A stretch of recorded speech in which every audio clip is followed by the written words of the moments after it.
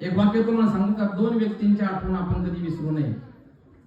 जेवताना आपण शेतकऱ्याची आठवण करायला पाहिजे आणि झोपताना आपण सीमेवर लढणाऱ्या सैनिकाची आठवण करायला पाहिजे.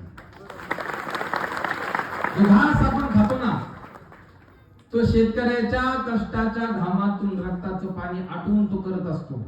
कोरोना सारखा भीषण काळ झाला, त्या काळामध्ये आपण कोणामुळे जगलो असेल तर शेतकऱ्यांमुळे.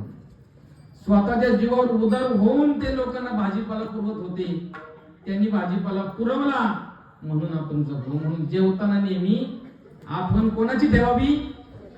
शेतकरी हा राजा आहे, कालही राजा आहे, आजही राजा आहे आणि दिगंतापर्यंत शेतकरीच राजा राहतो. दुसरं कोणी नाही, बळी राजा म्हणतात त्याला. आणि झोपताना आपण सैनिकाची आठवण करायला पाहिजे.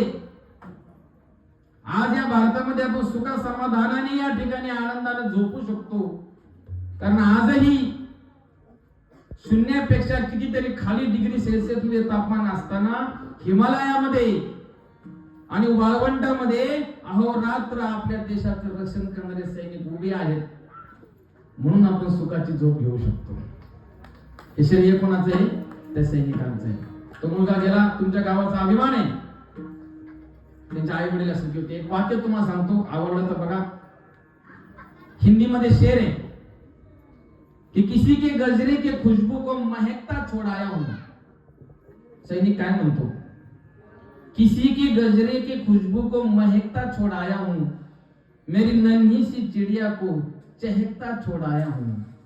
मुझे अपने सीने से लगा ले भारत मां, मैं अपनी मां के बाहों को तरसता छोड़ाया हूं. मैं अपनी मां के बाहों को तरसता